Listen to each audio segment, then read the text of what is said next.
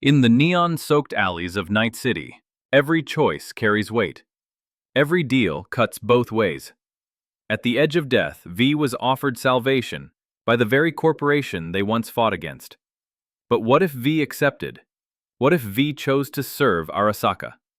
This is the timeline where V became Arasaka's blade. The Relic, a technological marvel. Arasaka's answer to digital immortality. When V and Jackie Wells stole it during the Konpeki Plaza heist, everything unraveled. Saburo Arasaka was murdered by his own son Yorinobu. V's brain was slowly consumed by the relic's engram of Johnny Silverhand, creating an internal war for control. Throughout Cyberpunk 2077, V navigates a city filled with choices. Rebel with Johnny, disappear with the Aldecaldos, sell out to Hanako, or even embrace digital ascension with Alt Cunningham. But in this alternate timeline, V takes Hanako's offer, not as a last resort, but as a calculated move to survive. V agrees to assist Hanako in exposing Yorinobu's treachery. With their help, Arasaka Security raids the penthouse, captures Yorinobu, and swiftly consolidates power. Saburo's engram, recovered and uploaded into a new cloned body, returns to lead the company once more. In gratitude, and as leverage, Saburo offers V the one thing no one else could: a possible cure for their relic-induced degradation.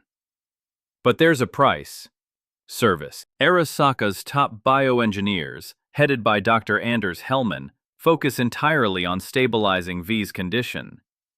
Using data from Alt Cunningham and advanced neural interfaces, they develop a hybrid protocol, not a full engram transfer, but a stabilization of both V and Johnny's data.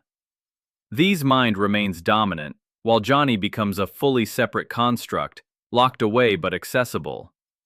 But V is now indebted.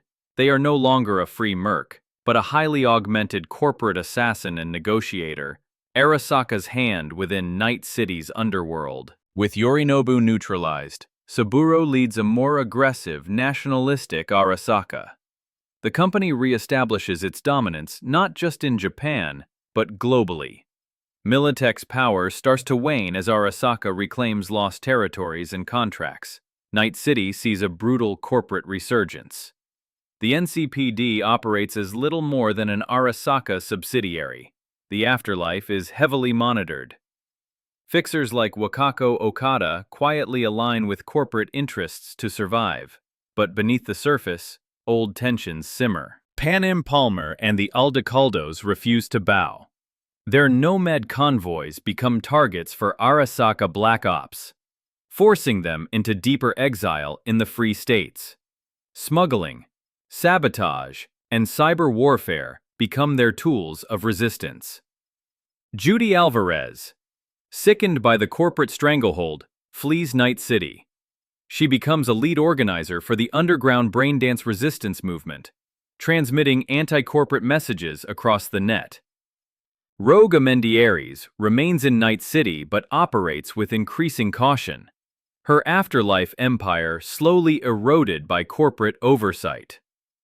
V, now known under a new codename, Kurahane, the Blackwing, becomes infamous.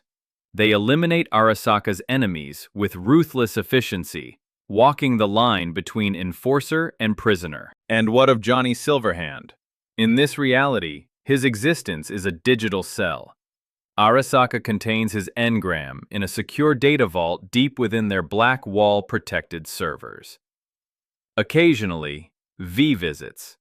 Sometimes for information, sometimes out of guilt. Johnny remains defiant, urging V to break free, to tear down Arasaka from within. But for now, V remains loyal, or at least compliant. But stability never lasts in Night City. Underground factions grow bolder. Militech begins funding insurgencies to undermine Arasaka's grip. Rogue AIs beyond the Black Wall form dangerous alliances with disenfranchised netrunners, causing subtle but increasing digital anomalies throughout the city. V finds themselves walking a narrowing path, both an asset and a liability to Saburo. The balance is precarious. In the world where V chose survival through servitude, they achieved what few ever could: life. But that life came wrapped in chains.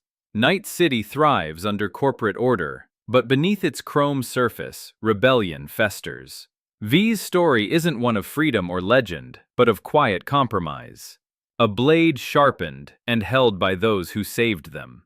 And, as always in Night City, the price of survival is never paid in full. If you enjoyed this alternate timeline of Cyberpunk 2077, Chumbas, hit that like button, subscribe for more deep dives, and let me know your own what-if scenarios in the comments. Would you have taken Hanako's deal, or fought for freedom? Until next time, this is LoreSplice, logging off.